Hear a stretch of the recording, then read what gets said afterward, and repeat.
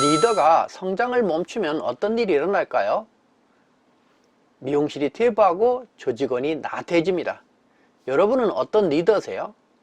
이미 여러분 중에는 이 책을 보신 분들이 많겠지만 오늘 이 영상을 통해서 자기를 다시 한번 다잡는 계기를 갖는다고 한다고 하면 여러분들은 놀라운 성장을 하게 될 겁니다.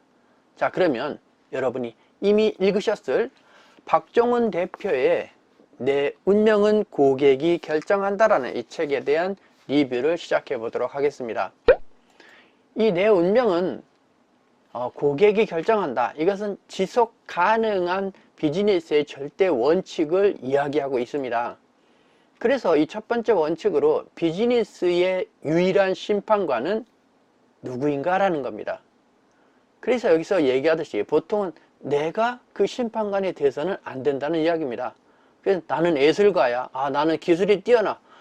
나는 내가 미용을 하고 내 미용실을 하니까 내가 하고 싶은 대로 할 거야 라는 생각을 가지시면 위험하다는 겁니다. 이 사업의 중심 가치를 내가 예술이라는 나의 무게를 주면, 즉 고객이 등한시되기 때문에 고객은 잃어버릴 수가 있다는 이야기입니다. 이 그림처럼 고객의 문제를 해결하는, 즉 커스터머 솔루션, 고객의 솔루션을 해결하는 여러분이 돼야만이 고객은 진정으로 갈망하는 자기의 가치를 얻을 수 있고 이 매장을 계속 찾을 수 있는 그 의미가 있다라고 하는 겁니다. 그래서 여러분들이 고객이 원하는 것을 줘야 된다. 즉 고객이 이겨야 여러분도 살 수 있다라는 부분으로 이해하시면 좋을 것 같습니다. 이 미용이라는 부분이 고소득 노동에서 어떻게 보면 맺혀 있을 수 있어요. 즉 다시 말하면 몸에 의한 노동에 반복적으로 일정 부분의 수익이 동년배보다는 일정 부분은 높게 시작하지만 어느 순간에는 그 틀에 갇히는 거죠. 그러다 보니까 사업이라는 부분으로 전환하지 않습니다. 오늘 제가 오전에 책을 보면서 그런 이야기가 있는데, 사람이 돈을 벌려고 하면 돈을 잘 버는 방법을 생각하지 말고 얼마를 벌 거냐라는 걸 먼저 생각하라는 글이 참으로 중요합니다. 왜? 우리는 500만 원 벌 때와 5천만 원 벌 때와 5억을 벌 때에 해야 하는 일이 바뀌기 때문에 그렇습니다. 그래서 얼마의 돈을 벌 거냐를 정하는 것이 더 중요하다는 것을 저도 다시 한번 뼈저리게 느꼈습니다만은, 여러분도 그런 부분에 대해서 한번 자각하시고 생각해 보시기 바랍니다. 장사는 리더 혼자의 힘으로 매출을 하고 원장님 한 명의 기술에 의존합니다. 그래서 너희들은 나를 도와줘, 내가 다 할게, 그리고 내가 혼자 그것을 끌어갑니다. 그리고 아니하죠. 내가 없으면 이 매장 안 돌아가 라는 생각을 한다는 겁니다.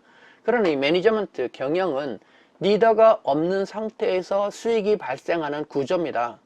대개 병원의 의사들이 미용사 원장을 좋아하는 이유는, 병원은 원장이 없으면 한시도 돌아가지 않지만 미용실은 원장이 없을 때도 돌아가는 것이 의사와 미용사의 차이입니다. 그래서 미용사가 사업적인 구조로 전환한다고 하면 일부 원장님들은 의사보다도 실제의 투자 대비 수익이 높은 게 많습니다. 마케팅의 진짜 성적표는 재방문율입니다 라고 되어 있습니다.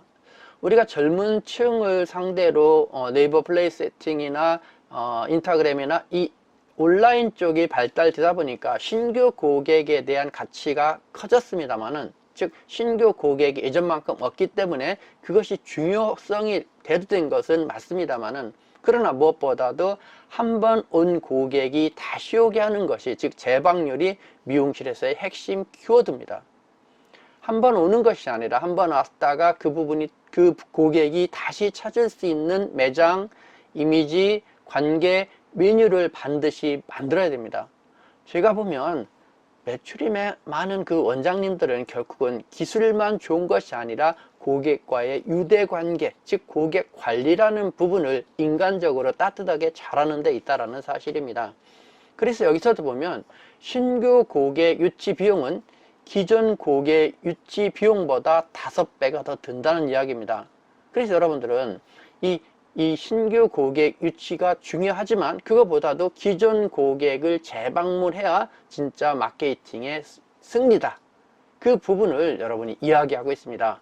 마케팅은 광고비로 손님을 모으는 기술이 아닌 약속을 지켜나가는 신뢰의 축적이다 라고 이렇게 표현을 하고 있습니다. 단 한 명의 단골이 데려온 잠재 고객의 가치를 계산하십시오. 그러니까 단골, 이렇게 일회성이 아니라 제방하는 이 단골은 고객, 즉 소개 고객을 데리고 온다는 겁니다. 소개 고객의 가치는 무한합니다.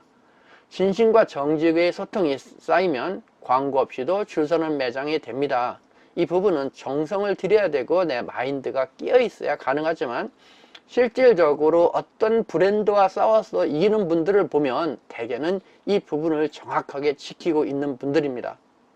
흔들리지가 않습니다. 아무리 큰 브랜드가 와도 그들은 이기더라. 지금도 그런 매장이 있습니다. 직원의 태도는 리더 철학의 거울입니다.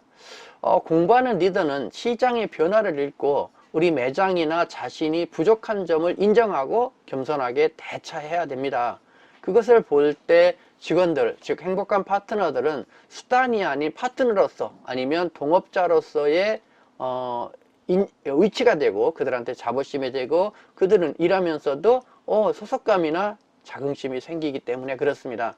그랬을 때 그런 환경에서 우리는 최고의 경험을 할 수 있는 고객을 우리 매장에 유치할 수 있는 거죠.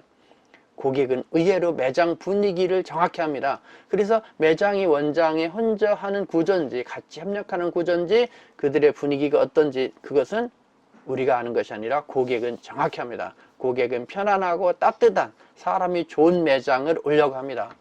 통계에 의하면 고객의 68%는 그 미용실이 기술이 아니라 그 원장이 그 미용실 분위기가 좋아서 온다라는 통계가 있을 정도입니다.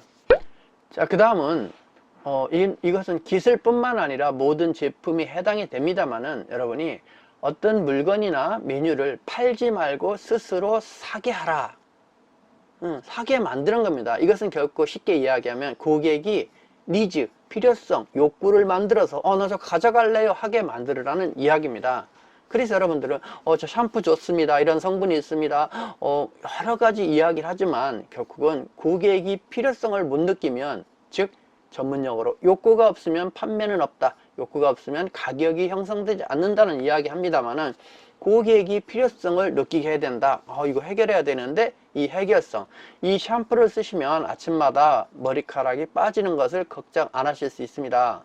친구보다 10년은 젊어 보입니다. 실제 나이 먹으면 결코 그 사람이 실제 건강 차이는 몰라도 머리숱이 어느 정도냐에 따라서 나이 차이가 결정됩니다. 머리의 용모의 중요한 부분은 얼굴의 중요한 부분은 사실은 머리다라는 부분으로 여러분 이해한다라고 하면 고객이 무엇을 고민하는지를 알고 그것을 해결해주면 즉 고객의 욕구를 찾으면 판매는 일어나기 때문에 질문을 통해서 그런 것들을 유도해야 된다라는 겁니다.